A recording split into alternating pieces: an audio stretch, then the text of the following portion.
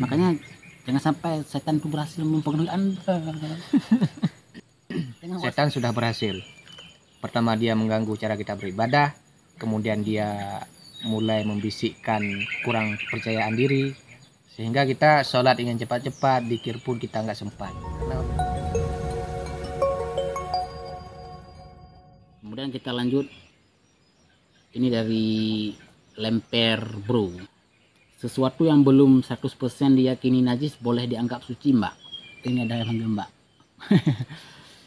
Di kamar mandi kan pasti disiram itu. Jadi kalau ada percikan abaikan saja. Ini apa maksudnya, Mas? Ya, itu bisa dianggap suci, Bang Galis. Karena persentase keyakinan itu harus 100%. 100%. Ya. Nah, kita harus bisa ada konsekuensi hukumnya apabila kita betul-betul yakin di situ ada najisnya. Kalau hanya berdasarkan prasangka dan dzan, itu tidak bisa kita ambil kesimpulan hukumnya.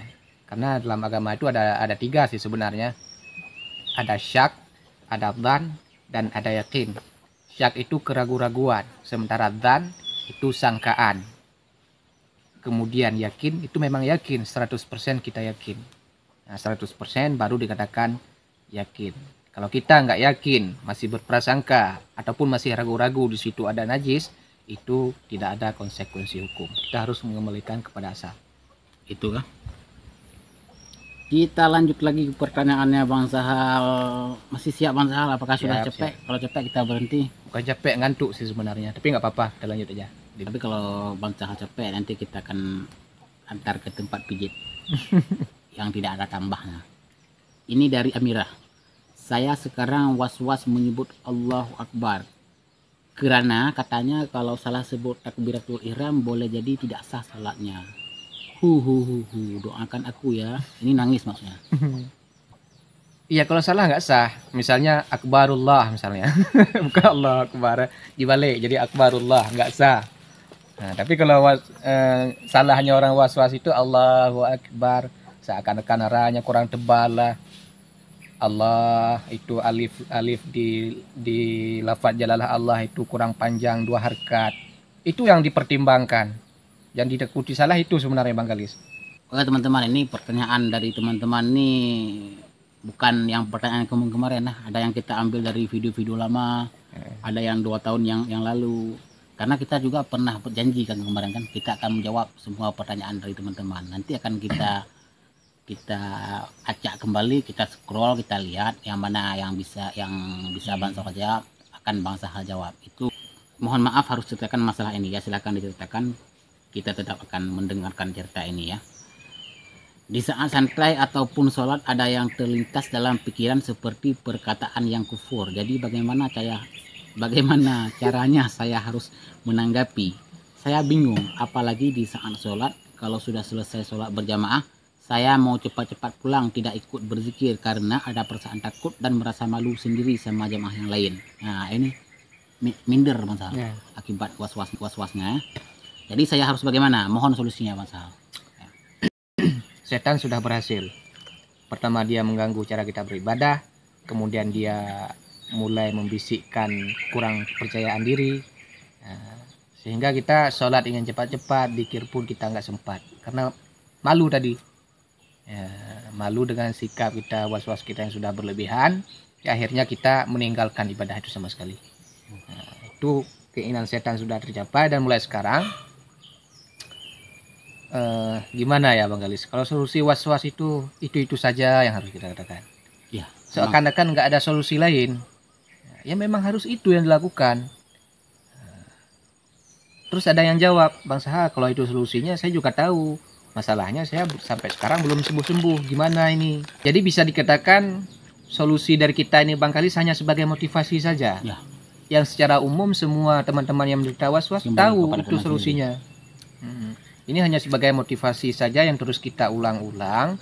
Mudah-mudahan motivasi ini menjadi sugesti dalam pikiran teman-teman untuk cepat sembuh. Ya, karena sugesti itu penting.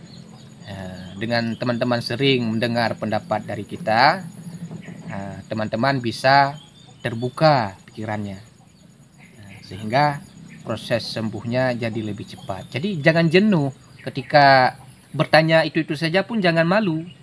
Ketika kami jawab itu saja pun jangan jenuh untuk mendengarkan, karena itulah sebuah motivasi yang sangat bagus. Itu Bang Galis. Nah, kita Jadi hanya solusinya cuma satu. Dari pertama kita buat video cuma satu. Jangan peduli. jangan peduli. Ketika kita mulai berhasil melakukan satu kunci kesembuhan itu, nah di situ kita mulai mendapatkan kelapangan dada, kenyerdihan pikiran, dan insya Allah kita akan sembuh secara sempurna. Jangan peduli, meskipun was-was itu datang lagi, kita sudah mengabaikannya, datang lagi, abaikan lagi. Seterusnya seperti itu. Dan suatu saat setan pasti akan kewalahan. Ya. Kita hanya berusaha memberikan solusi dan sugesti, selanjutnya itu terserah kepada teman-teman semua ya. Terserah kepada teman-teman semua bagaimana cara menerimanya ya. Ya. Yang penting kita berusaha untuk tetap mencoba mencari solusi untuk teman-teman. Ya itu ya Kang Iwan Dermawan ya. Anda itu telah dipengaruhi oleh ini, setan telah berhasil itu mempengaruhi Anda. Kalau ini yang Anda lakukan, makanya jangan sampai setan itu berhasil mempengaruhi Anda. Jangan was-was lagi. Oke, ini dari Muhammad Tama. Saya was-was niat mandi wajib. Niatnya takutnya nggak bareng dengan mengguyur air. Jadi ada perasaan takut masih hadas besar. Baca Quran, sholat takut belum suci masih hadas besar. Oh ya, ini masalah. Ini takut nggak sah mandi wajib ya. Sampai-sampai dia nggak mau baca Quran, nggak mau lagi, nggak mau melakukan sholat kan. Ini berbahaya memang. Tolong jawab konsul. Ya. Jadi mungkin pemahaman beliau ini, niat itu adalah kata-kata hati kita ketika kita mandi. Sengaja saya mengangkat hadas yang besar itu. Ucapan dalam hati kita lah. Mungkin begitu definisi niat menurut beliau ini. Dan beliau memegang suatu suatu ta'arif daripada niat. An-niyatu qasdu syai'in mu'tarinan bi fi'lih. Meniatkan sesuatu bersamaan dengan perbuatan. Jadi harus niat itu ketika air pertama sampai kepada anggota badan kita. Ya, ini menjadi suatu kesulitan teman-teman. Memang niat dalam hati, kita tidak menafikan itu niat dalam hati, cuman tidak perlu dilafadzkan dalam hati seperti sinetron. Kan ada sinetron, orang nggak ngomong tapi ada suara. Ucapan hati. Yang ada bibirnya dowel-dowel. Iya. Suaranya keluar. Nah, itu bukan seperti itu niat Bang Galis. Niat itu terbesit saja. Nah, niat itu sangat halus, sangat-sangat gampang sebenarnya. Sangat sepele, sangat gampang dan sangat mudah. Cukup terbesit saja dalam hati kita, itu sudah dikatakan niat. Dan apakah harus niat itu ketika air sampai kepada anggota badan kita? Ya, namun pada pelaksanaannya tidak seperti itu. Karena sebelum kita mandi, kita sudah ada niat. Dan ketika kita tuangkan air kepada anggota badan kita, itu sudah mu'tarinan bi fi'lih. Sudah ada niat beserta dengan perbuatan. Ya. Karena dari tadi kita sudah niat. Ketika kita menyiramkan air kepada badan kita, masa iya kita meniatkan itu sebagai mandi dari lumpur? Ya kan? Dari tadi kita niatnya mandi dari junub. Nah, masa iya ketika menuangkan air itu kita niatnya sebagai mandi dari lumpur? Atau mana mungkin kita waktu kita menyiram air, mana mungkin kita cebok? Ya. Nah, itu masalah niat sesimpel itu sebenarnya. Ya, itu Bang. Nah, sebenarnya masalah mandi wajib ini saya mungkin juga was-was nih. Ini coba saya tanyakan di sini ya, mungkin was-was juga. Sebenarnya yang mana itu yang lafaz niatnya yang betul? Apakah sengaja saya mandi wajib ataupun sengaja saya mandi junub ataupun sengaja saya mandi mengangkatkan hadas yang besar? Itu antara dua itu yang mana yang benarnya? Yang mana aja boleh. Bahkan enggak kita ucapkan itu pun boleh. Nah, misalnya kita enggak bukan ucap, dalam hati yang niat itu. Apa aja boleh. Karena itu kan yang kita ucapkan kan doanya, lafadznya itu kan nama itu dirafal hadas akbari kan itu. Kan niatnya dalam hati ini saja aku mandi wajib ataupun saya aku mandi junub. Saya ini antara dua nih, saya was-was nih antara dua, antara saya mandi wajib sama saya mengangkatkan hadas yang besar. Semuanya boleh Bang Galis. Kadang-kadang ini saking mungkin ini termasuk was-was ya mungkin ya. Kadang-kadang saya ucapkan dua-duanya biar yang benar-benar Ya, yang benar-benar itu aja. nggak perlu diucapkan semuanya udah benar.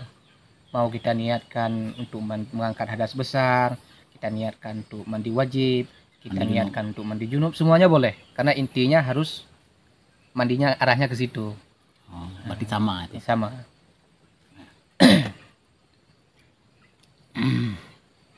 Ini ada juga yang ini sedikit kita tuntaskan di sini masalah mandi wajib karena ini memang perlu masalah. Ada yang berkembang di kalangan masyarakat itu, misalnya seorang apakah dia perempuan ataupun dia laki-laki. Kalau perempuan tentunya misalnya saat dia mens, saat dia mandi datang bulan, kan sebelum mandi itu, sebelum waktunya, sebelum datang bulannya itu selesai kan dia belum mandi. Kadang-kadang perempuan ini banyak saya lihat tuh, banyak saya dengar tuh, ada peraturan sendiri, tidak boleh potong kuku, tidak boleh potong rambut. Kalau rambutnya rontok nanti dikumpulin, nanti untuk dibawa dimandikan. Itu apakah benar itu? Memang ada pendapat yang seperti itu, cuman pendapat itu lemah. Ya, karena Pendapat yang kuat itu tidak perlu dikumpulkan, rambutnya biarkan aja, kuku dipotong biarkan aja, itu nggak perlu kita mandikan. Karena itu udah terpisah dari tubuh kita. Yang perlu kita sucikan yang masih ada sama diri kita aja. Kuku yang masih melekat itu yang disucikan, rambut yang masih melekat itu yang disucikan. Itu pendapat lemah. Ada pendapat, cuman itu pendapat lemah. Yang kuatnya tidak wajib dimandikan. karena saya ada melihat video Bu Yahya juga, ada yang bertanya kan sama Bu Yahya. Bu Yahya menjawabnya gini, itu bodoh, itu terlalu terlalu menyusah-susahkan diri. Nah, mau dipotong dikumpulin, tidak perlu sebenarnya. Nah, kalau Bu Yahya langsung memotongnya itu tidak perlu. Bodoh. Betul memang Ya, memang lemah ya pendapatnya. memang pendapat lemah. Oke, lanjut kita bahas hal. Ini kita jawab satu pertanyaan lagi kan. Habis ini nanti kita akan menjawab pertanyaan-pertanyaan di lain waktu ya. Ini dari ini pertanyaan terakhir Bang Sahal. Jika tidak, ini dari Muhammad Rifki Abdillah. Jika tidak sadar berimajinasi tentang enggak, lalu sadar beristighfar, bagaimana hukumnya? Enggak. Itulah yang namanya bisikan jiwa. Ma'ahdasa anfusahum. Itu sesuatu yang dibisikkan oleh jiwa-jiwa manusia. Nah, itu sama sekali tidak menyebabkan dosa, kecuali berterusan. Ketika ada pikiran seperti itu, kita keenakan gitu. Nah, kita membayangkan sesuatu yang porno misalnya, itu keenakan. Nah, sampai-sampai timbul syahwat, itu yang baru berdosa. Akan tetapi ketika hanya itu sebagai lintasan, terlintas seperti itu, misalnya kita ngomongin seseorang lah mati. Itu kalau yang membayangkan tuh sampai cuci kasur. Sampai cuci kasur, itu yang berbahaya. Seperti kita mengatakan untuk seseorang dalam hati, misalnya kita mengumpat seseorang dalam hati, itu juga tidak ada konsekuensi dosa, kecuali apabila bisikan itu menjadi suatu sikap, menjadi suatu perkataan yang kita ucapkan, sikap yang kita lahirkan melalui perilaku badan, itu baru berdosa. Ya, karena was-was ini memang bandel ya. Contohnya gini Bang Sahal, kayak saya waktu istri hamil. Waktu istri hamil kan orang bilang nanti kalau ada misalnya orang yang wajahnya seperti itu, jangan ditertawakan, jangan dicaci maki ya. Memang nggak mungkin kita caci maki. Memang jangan diolok-olok, nanti anaknya akan seperti dia, kan itu. Cuman masalahnya ketika istri hamil, ketika kita menghindari hal-hal itu, malah kita hampir setiap hari bertemu dengan orang-orang seperti itu. Dan parahnya dalam hati kita mengumpat dia, padahal kita udah tahu itu tidak boleh, karena takutnya nanti anak kita akan seperti dia. Cuman karena ketakutan itu, jadinya dalam hati kita Jadi was-was ya. jadi was-was, jadi menertawakan dia dalam hati, padahal kita nggak ada niat untuk itu. Ya itulah, makanya was-was itu, bisikan jiwa itu dimaafkan.